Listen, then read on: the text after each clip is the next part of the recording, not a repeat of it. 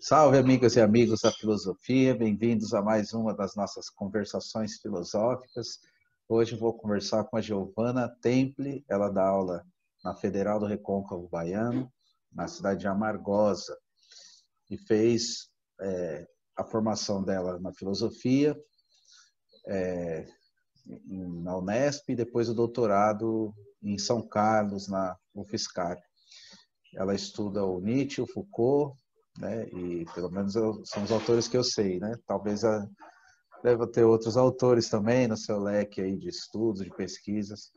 Eu vou começar perguntando essa sua trajetória, para você contar um pouco como é que foi a opção pela filosofia, por esses autores, né? Para a gente começar a conversa, até para o pessoal que não te conhece ainda. Tem gente do mundo não, né? Do Brasil todo no canal, de outros lugares também, mas mais do Brasil, né? Então, eu tento trazer pessoas de várias regiões, né? E provavelmente vai ter gente aqui que vai te assistir, que está em outros lugares, né? Aí, se você quiser contar um pouquinho da sua trajetória, para a gente começar, agradecendo muito a sua presença e bom dia, boa tarde, né? Já, boa tarde, Giovana, tudo bom?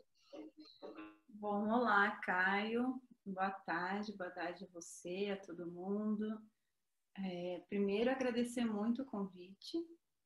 Eu tenho acompanhado o seu canal no YouTube, as conversações que você tem feito e queria destacar a importância disso. Você está mapeando um grupo enorme de pesquisadores na filosofia, com diálogos na pesquisa em filosofia e tem sido uma oportunidade muito boa da gente conhecer esses professores, esses pesquisadores. Então, eu queria te parabenizar primeiro pelo canal, pela mobilizar, né, essa rede de contatos e de conhecimento para a gente.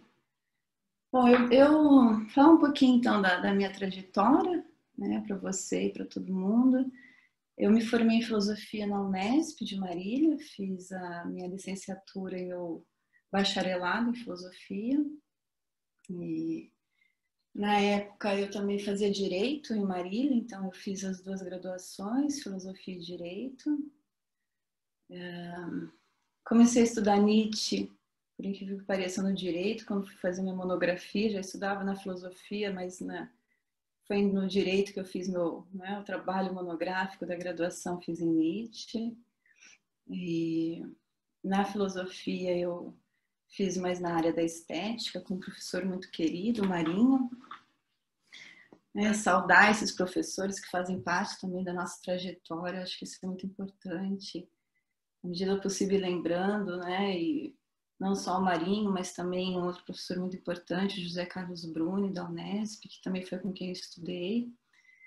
E aí, concluindo a minha graduação em filosofia também em direito, eu fui fazer um mestrado na Unesp e estudei com o Bruni, daí estudei Nietzsche. E Nietzsche é um autor que me encanta muito até hoje. E também já comecei a estudar Foucault, isso já estudava desde a graduação, principalmente o diálogo dele com Nietzsche.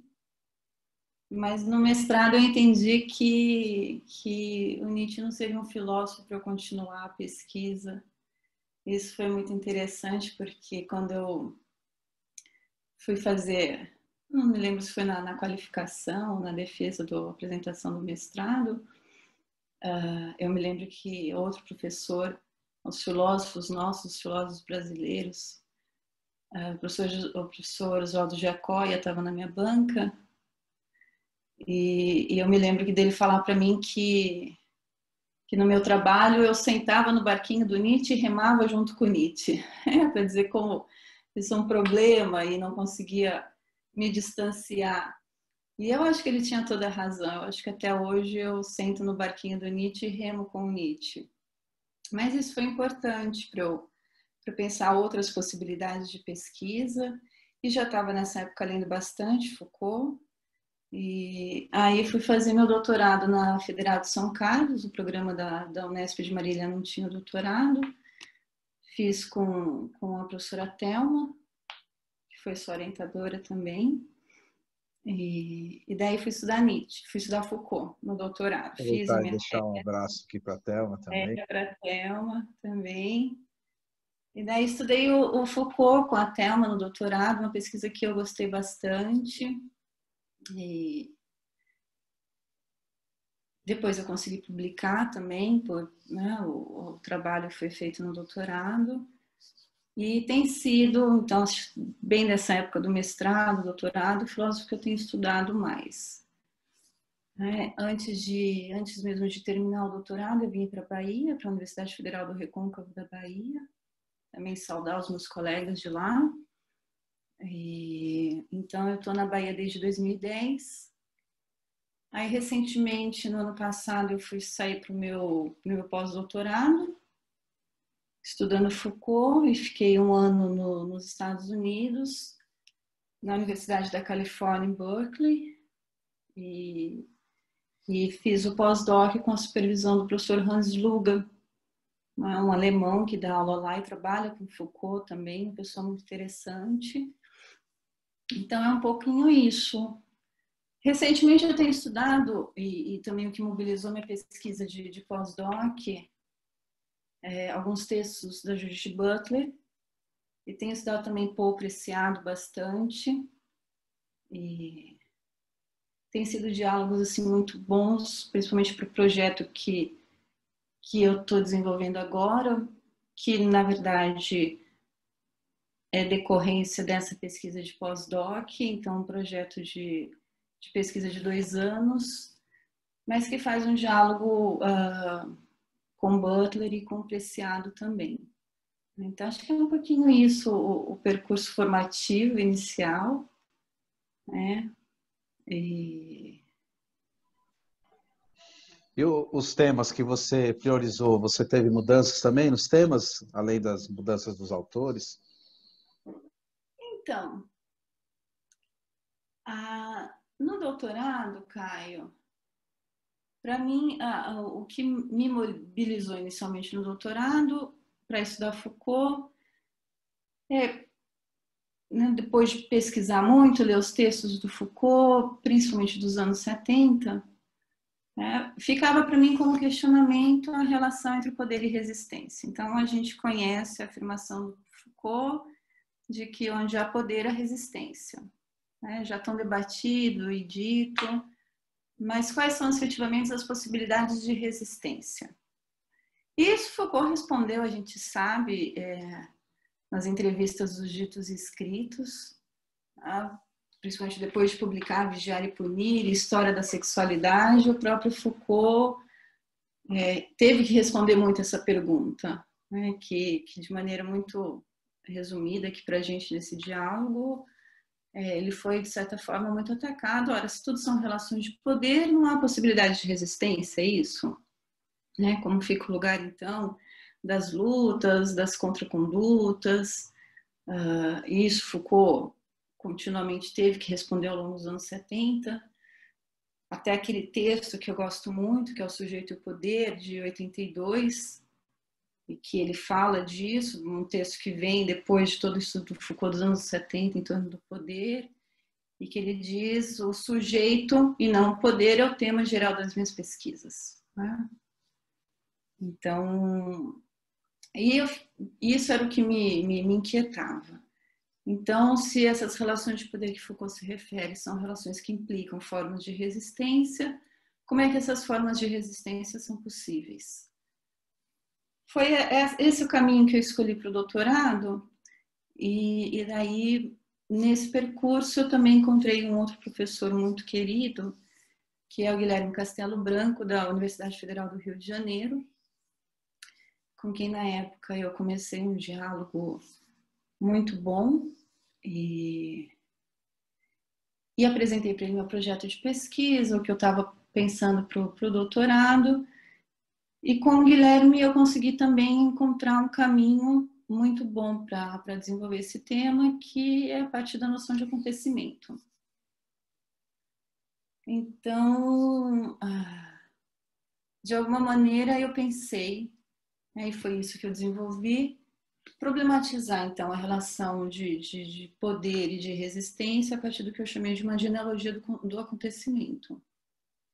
Porque Foucault faz referências, isso a gente tem em vários momentos, nos escritos dos anos 70, 69, indo para 70, ele vai falar de efeito de raridade, acontecimentos discursivos, acontecimentalização, é uma palavrona, e ele faz, no próprio texto, Nietzsche, Genealogia e História, ele retoma muito essa noção de acontecimento, e daí foi onde eu fui aprofundar minha pesquisa e entender por que esse acontecimento, qual era esse acontecimento que Foucault se referia, já que isso não é dado por Foucault de maneira muito clara, o que ele estava pensando como acontecimento, e por que então ele relacionava esse acontecimento às relações de poder, então, portanto, ao poder e à resistência. E eu acho que essa foi a parte mais gostosa da pesquisa do doutorado, que me permitiu, então, traçar esse percurso no Foucault, que pelo menos eu não tinha, né, assim, não é algo que a literatura de comentário tratava tanto, né, apesar de ter já alguns pesquisadores que se referiam a isso. E daí eu fui estudar o antigo estoicismo para entender, e Foucault faz também referência a isso a Deleuze, retomei um pouquinho de Deleuze, para entender de onde Foucault tirava essa noção de acontecimento, né? E daí, para dizer bem rapidamente, e foi justamente essa noção de acontecimento, que são os acontecimentos históricos. Quando Foucault está se referindo à história que ele trabalha, é essa história dos acontecimentos, né? Foi isso que eu consegui perceber. E então, para os antigos estoicos, o que é o acontecimento, né? Para pensar o que é acontecimento, a gente precisa pensar primeiro o que é o corpo para os estoicos, né? Para os estoicos. E corpo, para eles, é tudo aquilo que pode afetar e ser passível de afetar o outro. Então, o som, a alma, né? Isso tudo para o antigo estoicismo é um corpo. Né? Mas, para eles, um corpo nunca transmite uma propriedade para o outro corpo. Então, o que acontece são que os corpos se misturam. E aquilo que fica da mistura desses corpos, né, para o antigo estoicismo, é o incorporal. É aquilo que se pode dizer da mistura desses corpos. Então, por exemplo, e o Breyer retoma esse exemplo também, eu não digo assim, quando um ferro fica quente, né, que eu não digo o ferro é vermelho, mas o ferro avermelha, né?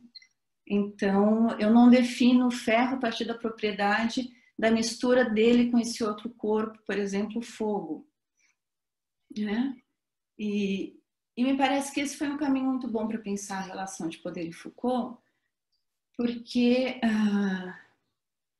o que de alguma maneira está em jogo é compreender como as práticas discursivas tornaram esse incorporal, que é esse efeito da mistura dos corpos, como um discurso de verdade.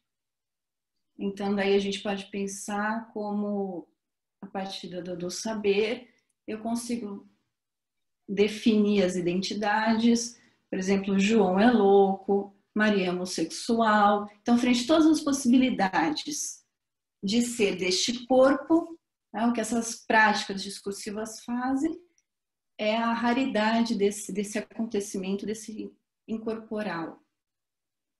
Né? Então, eu fiz esse percurso no antigo estoicismo para pensar o que eu chamei de a partir, lógico, de como Foucault se apropria do pensamento de Nietzsche, de uma genealogia do acontecimento.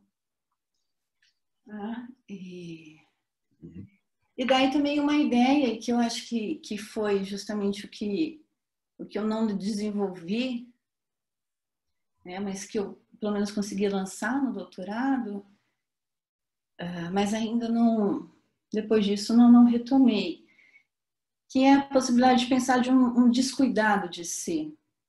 Isso um pouco para provocar com a questão do cuidado de si, que é o tema que Foucault vai desenvolver nos anos 80, mas então para pensar como as práticas de resistência, elas poderiam ser pensadas como maneiras de se descuidar de si, no sentido de se descuidar, se desprender, de se deslocar, né, desses lugares de discursos de verdade, dessa apropriação que o poder e o saber fazem da própria resistência das lutas. E seria também o caminho, então, para pensar possibilidades de subjetividade que não necessariamente sejam apropriadas, cristalizadas pelas relações de poder. Então, foi um pouco esse o percurso da pesquisa de doutorado, e que é um trabalho que eu gosto bastante, foi muito bom fazer, desenvolver, e que me fez percorrer, estudar muito esses textos do Foucault dos anos 70, né? E que foram as obras que eu me dediquei nessa época do doutorado, e que continua, de alguma maneira, sendo tema de pesquisa para mim até hoje. O referencial do Foucault é muito amplo, Caio, você sabe disso. A gente... os anos vão passando e pelo menos a impressão que eu tenho que, embora você tenha lido uma quantidade muito grande, específica de um tema ou de um período do Foucault, aquelas questões, aqueles temas, eles precisam ser voltados, precisam ser relidos. Um exemplo para mim é esse texto, Sujeito e o Poder. Ele é um texto, eu acho que não necessariamente difícil, mas um texto em que Foucault coloca, eu penso, de uma maneira muito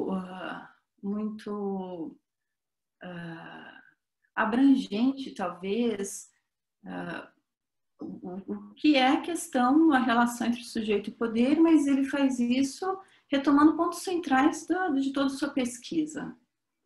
Então, uma coisa eu acho que a gente ler Foucault, né, ser leitor, outra coisa é estudar Foucault. E eu acho que os anos vão passando e o estudar Foucault sempre vai ganhando uma dobra para pensar um pouquinho de Deleuze.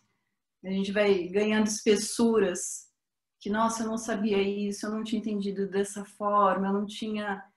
Então, eu assumo muito esse lugar, né, de como eu tô nesse percurso que não é uma especialista em Foucault, mas alguém que está estudando e tentando agrupar essas dobras no pensamento do Foucault, né, sobre os períodos, sobre os temas, e como que de uma maneira geral, mas num sentido amplo dos temas do Foucault, há uma pesquisa muito que se conecta, e é isso que eu tenho observado. Embora a gente tenha esse costume de pensar Foucault, literatura secundária, literatura de comentário, a partir de 3 períodos, eu acho que isso, em grande medida, ajuda quando se começa a pensar Foucault, mas também corre-se um risco muito grande da gente dividir essa obra de maneira estanque em alguns períodos, e eu acredito que se perde um pouco, que é um olhar que, por exemplo, esse texto Sujeito e o Poder permite, né, de compreensão de uma ligação dos temas ou da pesquisa em Foucault. Então, isso tudo para dizer que, embora eu tenha me dedicado mais a esse período dos anos 70, o meu esforço que eu tenho tentado fazer agora é também ir para o Foucault dos anos 60 e também esses escritos dos anos 80, para conseguir ter essa visão um pouco do todo e não uma leitura estanque de períodos do Foucault. Então, no doutorado foi isso, Caio, foi pensar, então, essa frase já tão repetida, que já era quando eu fazia o doutorado, eu acho que continua. Se o que eu estudo, né, pensando em Foucault, são as relações de poder, e para isso é preciso, e Foucault coloca isso em vários momentos, compreender o que são essas relações de poder que Foucault está estudando, por exemplo, o que ele faz nesse texto. Eu não estou falando de relações de poder que se resumem à violência, né? Eu não estou falando de relações de poder que são uma concordância em ser submisso. Eu estou pensando em relações de poder que, de alguma maneira, exigem um sujeito livre e que também exige que haja resistência, né? Então, para mim ainda continua, assim, de maneira geral, como tema, compreender essas relações de poder, então, essas resistências que existem nessas relações de poder que Foucault fala. E isso é difícil fazer, né? E Foucault sabia disso muito bem, por vários motivos. Então, primeiro porque, de alguma maneira, a nossa história do pensamento está marcada por pensar o poder a partir, por exemplo, de instituições. Então, eu penso o poder a partir do Estado, por exemplo. Mas aí Foucault diz, olha, não é só desse poder que eu estou falando. Então, esse deslocamento inicial, para não usar a palavra conceituação, mas esse deslocamento sobre quais são essas relações de poder que interessam para Foucault, quais são essas relações de poder que ele está tratando, isso já é um desafio muito grande. Né? E daí, Foucault vai dizer, por exemplo, se eu quero pensar em legalidades, o caminho que eu estou propondo, então, é ver como as ilegalidades acontecem. Não pensar as legalidades. Então, como é que se produzem essa noção de ilegalidades? O que acontece nesse lugar das ilegalidades?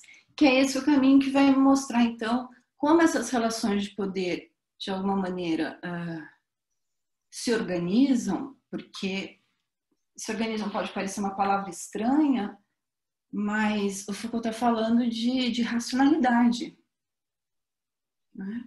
Então, ele está falando de processos que são econômicos, sociais, políticos, não à toa uma razão de Estado.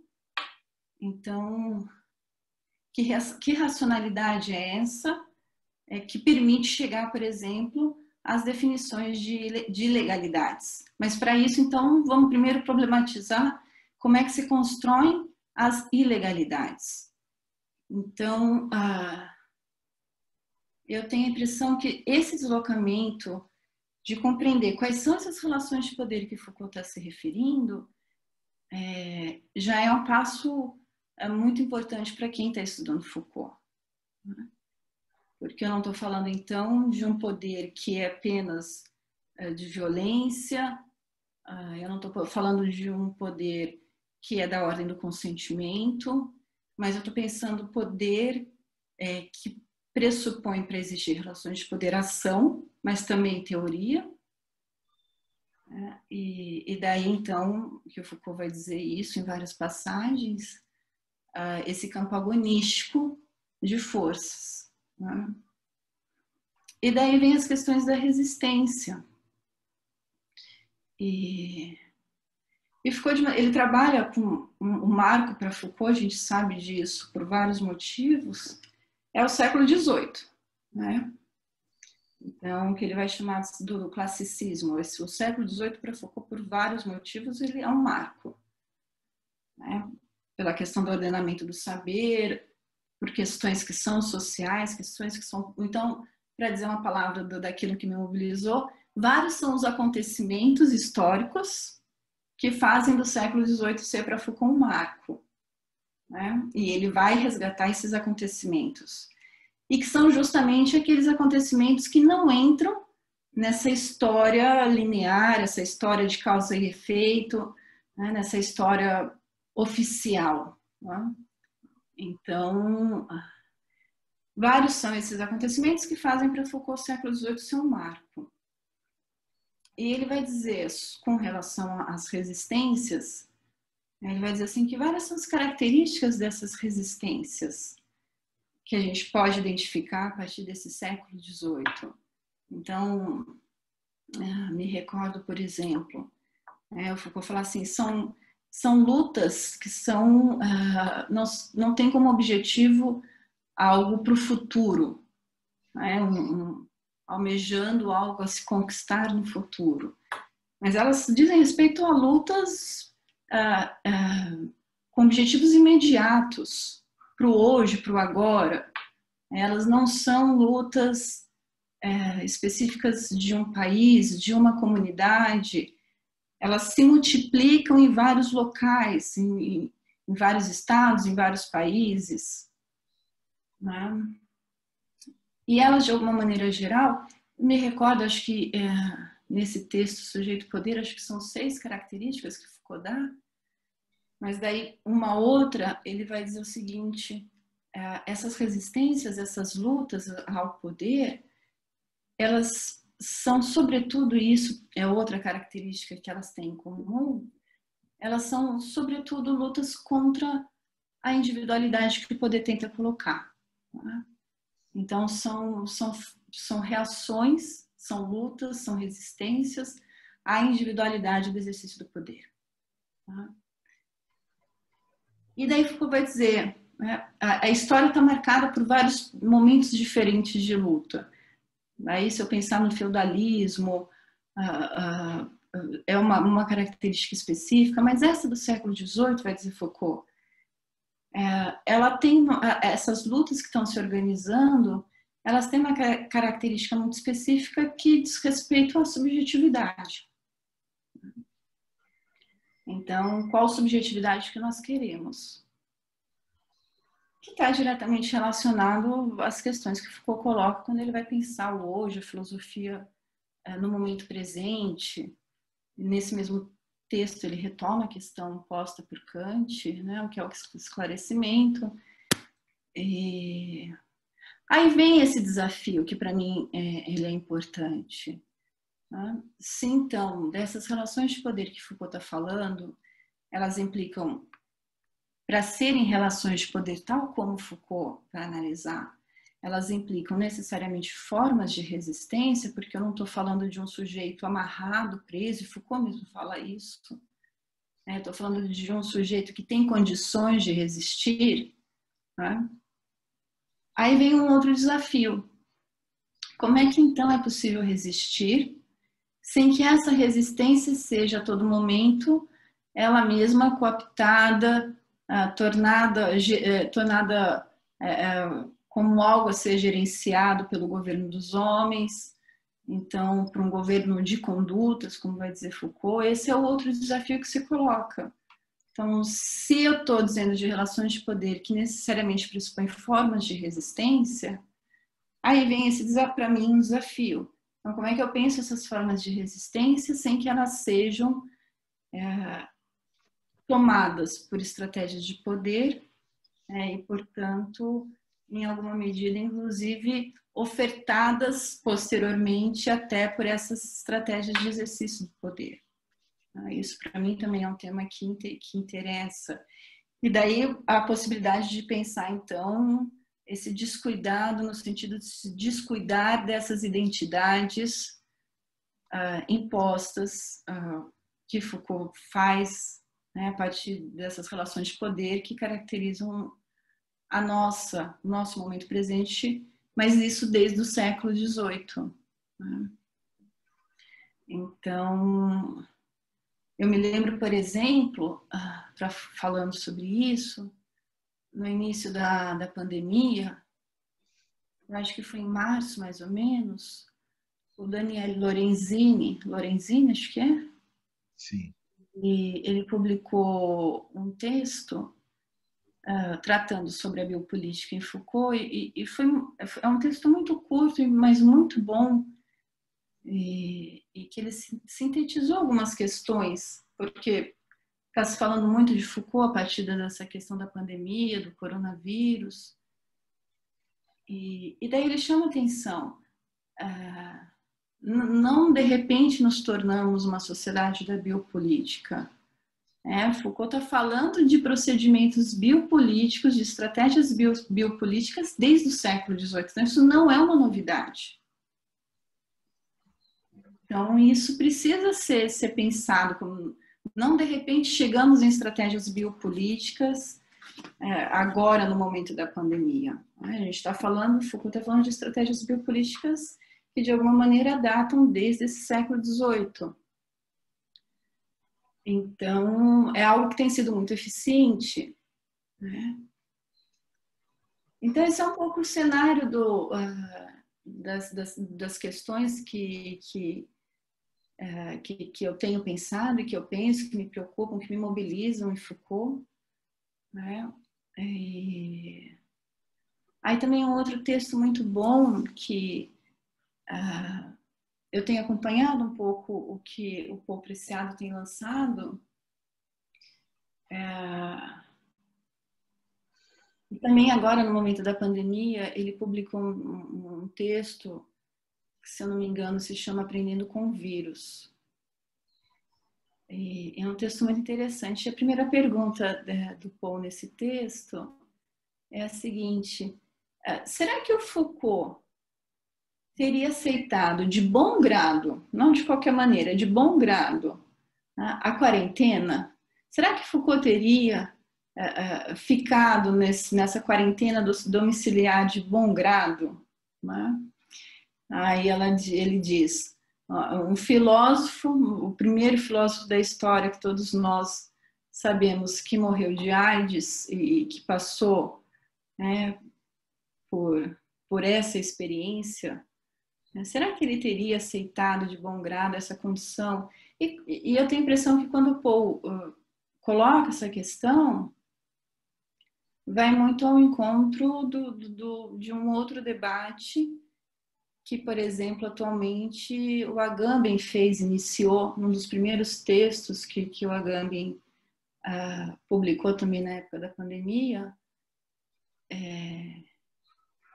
que ele vai dizer sobre a invenção da pandemia. É um texto que teve uma repercussão no Brasil e também fora do Brasil muito grande. Ele não questiona a invenção do coronavírus, mas da pandemia. E que, para mim, é um questionamento que vai ao encontro dessas questões que o Paul coloca e que a gente sabe que que se iniciam a partir de reflexões comuns, que são os textos do Foucault. Porque, então, por exemplo, nesse texto da Agamben, por que se elegeu o coronavírus para essa pandemia? Mas essa pergunta do Agamben, ela é uma pergunta com implicações imediatas políticas. Quais são os efeitos políticos que nós teremos com a quarentena? Então, o que a gente vai vivenciar? E na sequência depois, por exemplo, só para continuar com a Agamben, ele publica um outro texto que é o Requiem para os alunos, e que ele problematiza essa questão da quarentena, do estar em casa, do home office, a partir do que seria um possível desarticulação, até no limite, o fim das universidades. O quanto está se perdendo e quais são os efeitos que isso tem, por exemplo, privatização do ensino superior, que é o que a gente sabe, um professor que poderia dar aula para 20, 30, de repente dar aula para 100, enfim, não tem limite. Se é online, não tem limite. Então, o fim das reuniões presenciais, das possibilidades dos grupos, das resistências, eu acho que é disso que o Agamben está falando, das possibilidades de resistência. Então, quais são os efeitos políticos dessa pandemia? E nesse texto do Paul, me parece que é posterior a esses textos do Agamben, o Aprendendo com o Vírus, que inicia perguntando será que Foucault aceitaria de bom grado essa condição da pandemia, me parece que é um diálogo grande com essas questões que o Agamben coloca, e o Paul diz assim, eu acho que numa maneira muito direta e geral, mas não no sentido de reduzir, mas de definir um percurso comum. Ele vai dizer, eu poderia dizer que o trabalho todo o trabalho do Foucault foi então pensar como o corpo é essa criação política, uma ficção, como o corpo foi posto num lugar de ficção, de produção, de criação, portanto, para se chegar a um eu, a um sujeito. Se eu penso essa fala do Paul, eu acho que ela vai ao encontro do que Foucault diz, por exemplo, nesse texto de 82. É o sujeito e não o poder o tema das minhas pesquisas. E daí, atualmente, pensando tudo isso, que eu tenho me dedicado, então, a pensar, considerando isso, que é o sujeito e não o poder, o tema da pesquisa do Foucault, mas que para eu entender esse sujeito, né, é preciso então considerar as relações de poder, porque eu poderia considerar esse sujeito a partir da economia, o Foucault vai dizer isso, mas isso já foi feito, isso é feito. Eu poderia pensar então esse sujeito a partir da semiótica, né, mas isso também é uma pesquisa que existe. O meu caminho foi pensar então como se chega a esse sujeito a partir de relações de poder. Mas para isso eu preciso dizer quais são essas relações de poder que eu estou trabalhando. Não é? Então, o que tem me mobilizado atualmente é pensar essa questão desse sujeito, né? Esse sujeito que se constitui, esse sujeito, para usar as palavras do Paul, essa ficção do eu, né? A partir do tema do desejo e do prazer. Então, ou para a gente usar, né, o que Foucault vai se referir no segundo volume da História da Sexualidade, dessa genealogia desse sujeito de desejo. Né? E daí, então, atualmente, minha pesquisa, que tem duração prevista agora de 2 anos, ela, então, considera os 4 volumes. Recentemente, a gente teve, em 2018, a publicação das Confissões da Carne.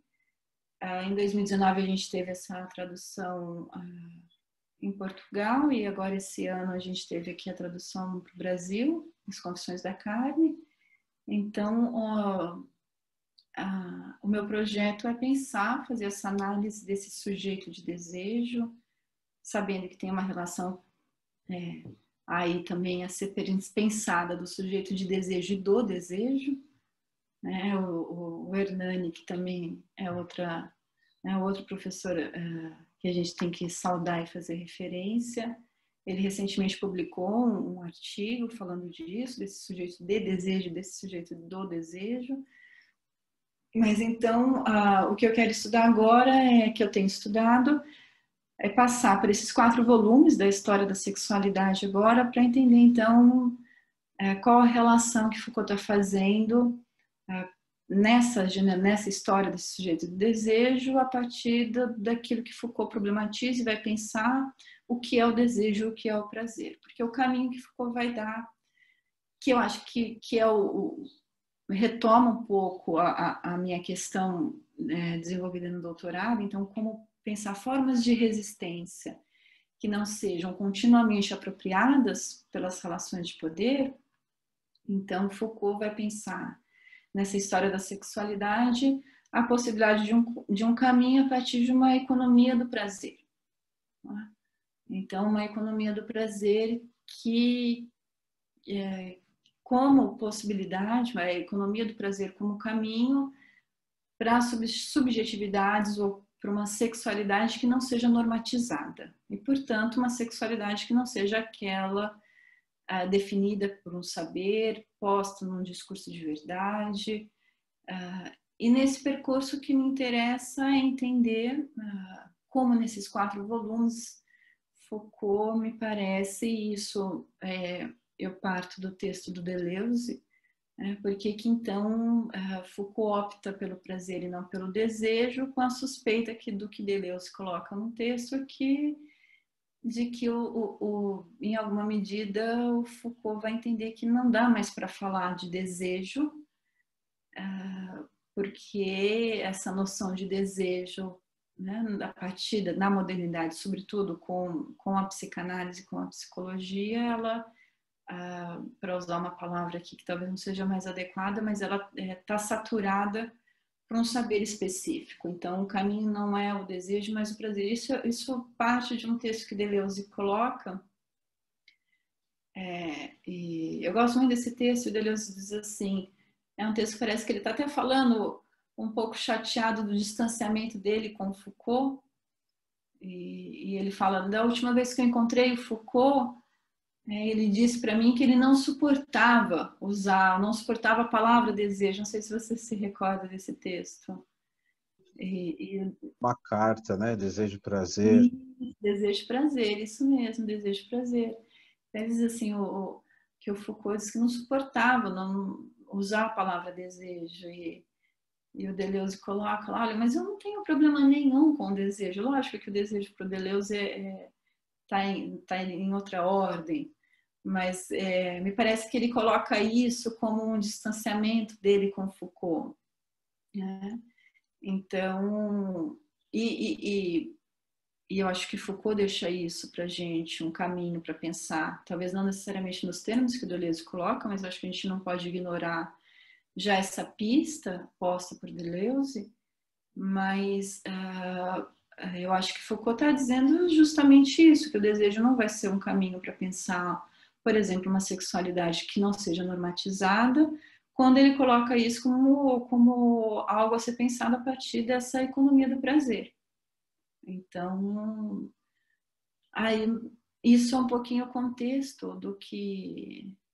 E esse percurso, eu acho também, Caio, que é um caminho para dar as respostas a essa questão que desde o doutorado eu venho pensando. Como então a gente pode pensar formas de resistência que não sejam aquelas, ao mesmo tempo em que se colocam como resistência, apreendidas pelo saber, pelo poder. Então, e esse percurso ele é importante. Tem uma outra questão aí, Caio, que eu acho que precisa ser considerada quando a gente pensa essa relação, as relações de poder e também as formas de resistência. Porque isso foi algo que eu trabalhei no doutorado, a partir dessa noção de acontecimento no antigo estoicismo e do que eu chamei de uma genealogia do acontecimento em Foucault,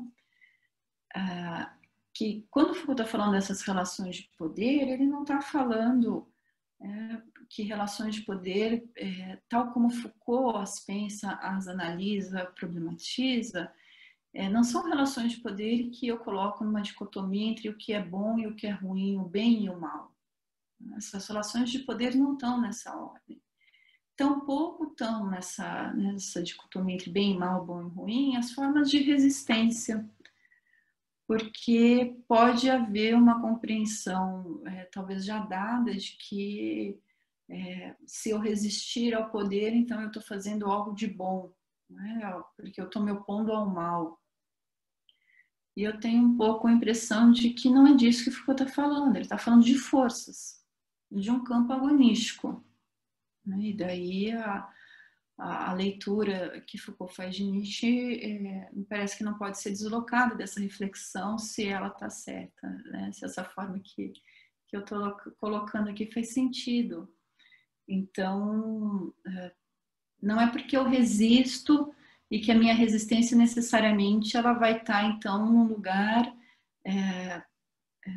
mais bem colocado, mais bem visto do que as formas de exercício do poder. Isso para chegar a dizer tanto as relações de poder, o exercício do poder, quanto a resistência são forças. foi isso que eu tentei mostrar nessa genealogia do acontecimento, e como essa relações de poder que elas pressupõem, elas existem na medida em que há formas de resistência, é porque a gente está falando de forças, né? E eu me lembro sempre, me marcou muito, pensando isso, não sei se faz sentido, mas eu sempre tento falar disso para ver se eu tenho um diálogo, para escutar o outro, né? Isso é importante, será que faz sentido? Mas pensando isso tudo, me marcou muito no ano de 2013, não sei se você se recorda, quando a gente teve aqueles primeiros movimentos estudantis que iniciaram em São Paulo, mas rapidamente foram para todas as capitais do Brasil, que os estudantes estavam reivindicando, acho que o aumento que ia ter na tarifa do ônibus de 40 centavos. Junho de 2013. 2013, você se recorda disso? Então, foi um ano marcado de muita resistência. E naquele momento a mídia cunhou uma expressão que se usa até hoje, a partir dessas resistências, que são as manifestações pacíficas. Então, como que essas manifestações são veiculadas? Elas são, olha, né, os professores vieram fazer uma manifestação, mas a manifestação foi pacífica. Ora, manifestação é manifestação. Pensando a partir desse lugar, quando eu torno a manifestação pacífica, a gente já sabe, então, quais são todos os efeitos. Quem que vai me dizer o que é uma manifestação pacífica e o que não é? Porque justamente eu já legitimo como única manifestação plausível aquela que é pacífica. Então, é um pouco esse movimento que eu tenho pensado essas questões e eu sempre me lembro disso, para mim ficou muito, e a gente já quase naturalizou essa expressão, a manifestação pacífica, sem esquecer que a manifestação é da ordem da manifestação. Ela já são relações de força. E tem os efeitos, né, os efeitos políticos que a gente tem, é disso que Foucault trabalhou, quando eu, por exemplo, defino uma manifestação pacífica e uma manifestação não pacífica. E daí os exemplos em Foucault, a gente sabe, são vários, são muitos. Então é um pouco isso, Caio, o que eu desenvolvi, venho desenvolvendo, estabelecendo diálogos, tentando estudar também o que é produzido, foi produzido sobre Foucault nos Estados Unidos. A gente está acostumado a fazer essa ponte, né, com os escritos do Foucault, lógico, na França, que é o que chega para a gente, mas também tenho tentado fazer essas leituras do que vem sendo produzido e que são coisas bem interessantes. E daí trazendo isso tudo agora para essa pesquisa que eu tenho agora, esse projeto de 2 anos, que se chama Desejo e Prazer em Foucault, que é uma continuação do que eu estava estudando nesse período de pós-doutoramento, que é de 1 ano, então, e acabou sendo um período de muita leitura, né, para mim. Eu acho que um amadurecimento para chegar, então, nessa proposta mesmo dessa pesquisa, de compreender, então, como é que Foucault vai trabalhar. E veja, não sei se eu já me alonguei demais, mas eu queria destacar nesses textos, por exemplo, da Butler, né, que eu também tenho lido, tem um texto que, daí também, né, para ter um diálogo com você ou com quem depois for assistir. Tem um livro da Butler que chegou tarde aqui no Brasil, demorou a tradução, chama Vida Psíquica do Poder, né? E nesse livro a Butler vai trabalhar com uma noção de um apego à sujeição. E ela parte dessa questão, né, da possibilidade de um apego de todos nós à sujeição e, portanto, às relações de poder. E ela vai fazer isso, mas trabalhando muito a partir de questões que são caras a Freud e Lacan, né? E eu tentei estudar um pouco isso, mas eu acho que a Butler, nesse livro, ela tem uma leitura muito própria do Foucault. Muito própria, e eu admiro isso porque ela arrisca, ela aproxima Foucault de uma maneira que a gente que vem estudando Foucault, principalmente com Freud e com Lacan, a gente não se arrisca, ou em alguma medida a gente não é autorizado a fazer. E por isso eu acho que ela tem uma leitura muito própria dela, do Foucault, e que a gente pode ver, por exemplo, nesse texto, que ela vai fazer essa vinculação a um apego à sujeição. Vida psíquica do poder, acho que né? Eu falei. Mas, embora eu tenha estudado essas questões da Butler, né, no pós-doc, a impressão que eu tinha é que deixemos a Butler com a leitura que ela faz, que é própria e que, lógico, a gente aprende muito com essa aproximação e esse diálogo que ela consegue estabelecer com essas relações de poder a partir do Foucault e com essa noção de um apego à sujeição que ela vai traçar a partir de Freud e Lacan, mas ainda considerei muito o que eu penso que como é que Foucault vai dizer que vai se separar dessa noção de desejo nessa história dessa genealogia, desse sujeito do desejo, para pensar o que eu acho que são formas de resistência a essa sexualidade normatizada, uma economia do prazer. Né? Então, mas isso só para registrar que esse caminho também já está trilhado, é posto, muitos pensadores estão refletindo sobre essas questões. E também acho que marcar um pouco o lugar da Butler, porque eu acho que é uma leitura muito própria e eu admiro muito isso, trabalhar tão próximo Foucault com temas que são da psicanálise a partir de Freud e de Lacan. Né? O que eu acho que é algo que a gente precisa se estudar, eu preciso estudar isso, até para dizer então em que medida para Foucault, se Deleuze está certo, não dá para a gente mais pensar esse lugar do desejo justamente pela forma com que o desejo foi construído a partir do dispositivo da sexualidade, por exemplo, diretamente vinculado com a psicanálise, como Foucault vai mostrar, psicanálise freudiana, como Foucault vai mostrar no primeiro volume da História da Sexualidade. Então é isso, Caio, um pouco o percurso, como eu venho trabalhando com Foucault, como eu venho estudando Foucault, né? E aí, se puder ainda um pouquinho, também falar